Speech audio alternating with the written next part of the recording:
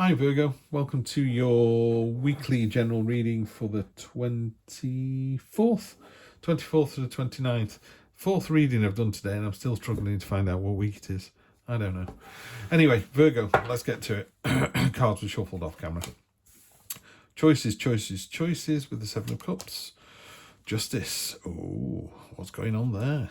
Virgo, what have you been doing? Generational stability in your near past. Near future, the Wounded Warrior, the Nine of Wands. Minor victory. Your gut tells you it's been a minor victory. Your head tells you a different story and says you need to heal from something. Okay, energy on the bottom. Two of Wands, Pioneer card going off. And this is a card of thinking you've got it all when actually there's a whole world elsewhere. So all these bees are around our world here. And you should be the one that's going, do you know what? I've seen something else. I can go somewhere else. So let's have a look. So you've got the Seven of Cups, which is just the choice card. Literally, you've got so many choices this week. In a relationship, it could be person A, B, or C, or it could be, I stay with this person, but we emigrate to New Zealand, or I stay with this person, we stay in this house, so that the choices can be, they don't have to be a different person or a different job. It could just be, today I'm going to pick up this project instead of this project. But there are lots of choices to be made, and you do have to make a choice. You can't sit there twiddling your thumbs, particularly not because you've got the Justice card crossing you there. Cold light of day, we'll all be judged. You have to be able to stand up and go, do you know what? I was the best person I possibly could be. In the past, we've got the Ten of Pentacles, which is great. Tens are all about completion. And this talks about generational stability, and by that I mean if you're in a sort of happy, stable family home, you grow up in a happy, stable family environment. And if you come from a broken home, it's more difficult. It's not impossible. I mean, there are lots of people coming from broken homes that do fantastic things. But generational stability, and I tell you what it is, people who come from broken homes and then go off to do something fantastic and become entrepreneurs or very philanthropic or whatever, and just do real good stuff, their future becomes the generational stability. So it could be that you are ground zero for that generational stability. And that is just that whole, if your grandparents lived to a ripe old age and were healthy and went jogging and ate healthily and lived a long and happy life and loved each other till the end, chances are the parents are going to be the same, and the chances are their children are going to be the same. Yeah, there's always a black sheep in the family, and I include myself in that list. But generally speaking, we always do what we've always done, and we always get what we always got. So you always do the same thing and you always get the same result. Why are we surprised? So happy, easygoing, attractive, open-minded people attract similar people, and they go away and have children who grow up with similar values. There you go. It's a card of similar values. Yeah. So it's a great card to have in your near past, and you could be ground zero, but basically it just talks about just being in that zone, that really kind of, I hate to use the word smug because it's too thin and it's too unfair. But it's kind of like, if smug was a happy word, it would be smug. You're like, yeah, I've got this. I'm great. It's about knowing you're attractive and knowing that other people want to be around you and knowing that you've got enough money in your pocket. Or, I'll tell you what, if you haven't got enough money in your pocket, knowing that you're happy with no money in your pocket. It's being happy in your own skin and your own self. When you put your head on the pillow at night, you're in a happy place, Virgo. So that's lovely there. And again, the subconscious, the subconscious it's a victory. It's a triumph of victory. It's recognised. The lion's eaten the hunter, which as humans we kind of go, oh, that's the wrong way around, isn't it? No, because the hunter was causing trouble. There's a knife in the ground, which is the end of hostilities. Everyone's really happy that the lion has done this. Again, in a relationship, that's clearly Leo. So if there's a Leo round and about, there's a victory with that. The head of the matter, the kind of clarity of the situation is the Three of Swords, the heartbreak card. And that just talks about healing. Have you caused someone harm, or has someone caused harm to you? And then it's about how you recover from that. Do you go and find that person and apologise, or do they come and find you and apologise, or do you just go, yeah, well, they called me fat, but I'm fat, so I'm moving on. They're small-minded, I'm going to leave them to it. What did Winston Churchill say once? Someone said, he was drunk. You, sir, are drunk. And he said, you, madam, are ugly, but tomorrow I'll be sober. Just move on. Some people are just, if you cut some people in half, they'd just be like black tar inside them. There's nothing you can do about those people. You can only be your better self and let them through. If they're flashing the lights because their drive is more important than yours, pull over safely, let them get past and let them go on about their business. Slowing them down, brake checking them won't make any difference. Some dog walkers pick up their own poop, some don't. There's no point saying it to anybody. If they don't pick it up, they're not going to pick it up. You're just going to have a row. You just need to be the better person and make sure you look after your own dog, your own family, and pick up your own poop, Anyway, it's getting a bit long-winded, that one. Near future is the Wounded Warrior, the 9 of Wands. What I love about this card, this wolf here, she's got blood on her belly. She's clearly been in a bit of a fight, but it's at that moment when you're at your most defeated, pushed into a corner or whatever, that the real core strength comes out. And it's like, everybody goes, actually take a step back. This person is about to just go off on one. And I don't mean in a bad way. I mean like, release your power. So that's a great card to have. Love that. Again, if we're going to counter that a little bit, any battle, any conflict, anyone beeping the lights on the road and you pulling over and everyone giving each other the international symbol of friendship, leaves both parties anxious and heart rate's elevated and cross, and you go to work and go, I was in today and some guy cut me up. Far better. Someone flashes lights, just pull over, let them through. Maybe they're dashing to the hospital to see their father before he passes away. That's the way I'd look at it. Okay, you want to get past me. As soon as it's safe to do so, I'll let you past. Off you go. Anyway, it's going on a bit, that, Steve. Okay, this is where you're going to find yourself. The moon. Let's get the rest out on this one.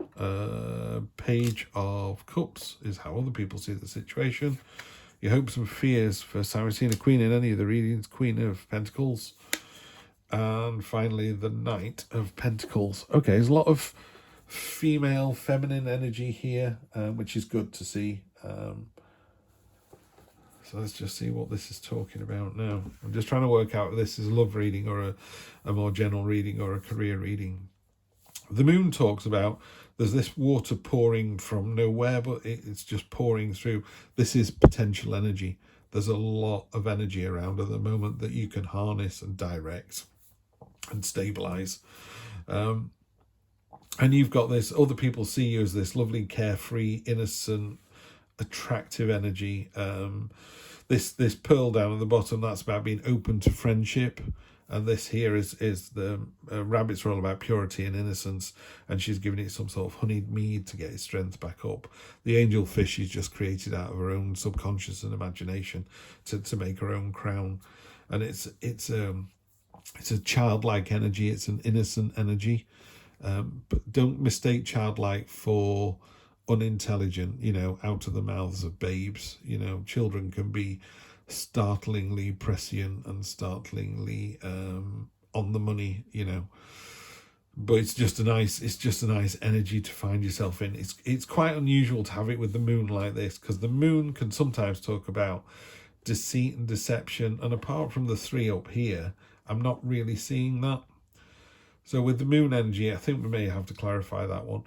So the moon energy, look for signs and portents, go into your inner self. It's a time of reflection as well, and just the more subconscious stuff I'd pay a little bit more attention to this week if I was you. And then in the hopes and fears, you've got the Queen of Pentacles. She is all about providing a safe space. She's very nurturing, caring, as are all the queens. But there's a snake and a bird there, both normally predator and prey, and she's just pulled them together. And she's got a lovely, restful, mellow expression on her face. Every time I pull that card, in my head it just goes safe space, safe space, safe space. And we need that sometimes. You need to, maybe it's the arms of a partner, maybe it's your home, maybe it's your cat or your dog, maybe it's work, maybe work's your safe space, and it's where you feel at your most your most where you feel at home the most. There you go. It doesn't have to be your home. It could be anything. It could be the stables where you go and brush your horse. I don't know. Final outcome, you've got the Knight of Pentacles, most heavily armoured of all the knights. She's made this armour herself.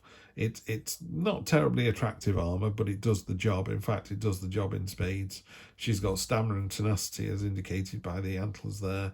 She's on a massive pentacle, so it's a real card of, creating your own wealth, creating your own identity.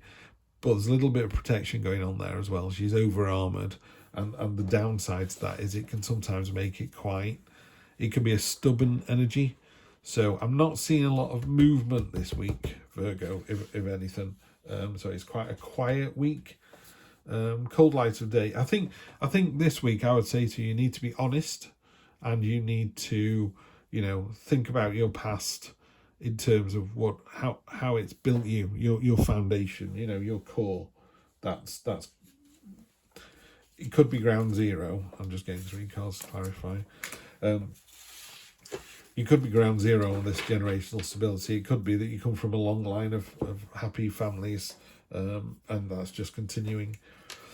And with the pioneer spirit down here as well. The slight downside about this card is, in a more traditional read, there's a man on the parapet of a castle holding a globe in his hand. It's literally saying this person thinks they've got the world in their hands. They think they've got the answer to the problem, and they haven't. It's only number 2 in the deck.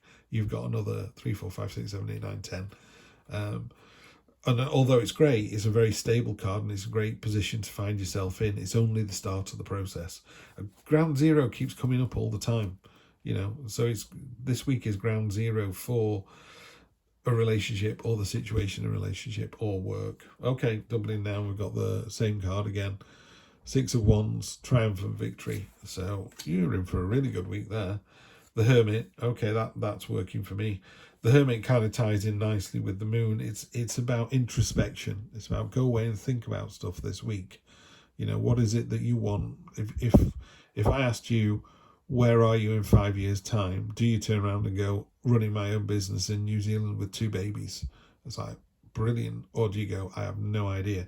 If you have no idea where you're going to be in 5 years' time, how can you put one foot on the journey? If you want to go to the Antarctic, have you got the gloves and the coat yet? Are you saving up for the gloves and coat? Are you doing some training? Are you having little experiences first? Don't climb Everest in a t-shirt and your underpants. You've got to prepare for this somehow. So that's great.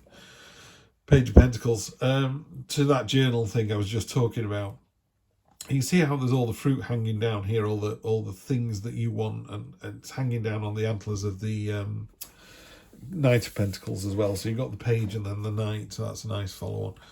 She's got all of these things here. They're on show. They're displaying the fruits of their labours, or on display is all the things that they want. So this particular card talks about she's naked, so it's truthful, it's honest, got nothing to hide. She's focusing on the thing that she wants, and she's going to go and get it. And she's pulling herself up one-handed to do it. Don't even ever try to pull yourself up one-handed. Really, really hard.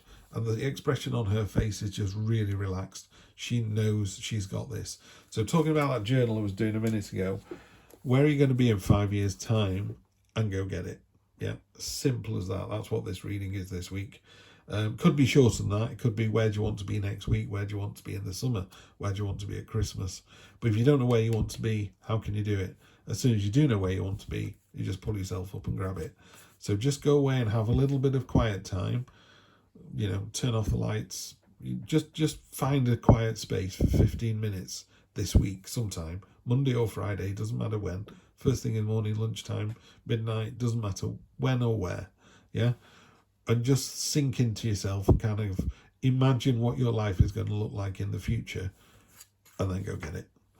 Have a fantastic week. It's going to be really, really good, Virgo. This is great. I'll see you next week for more of the same. Take care.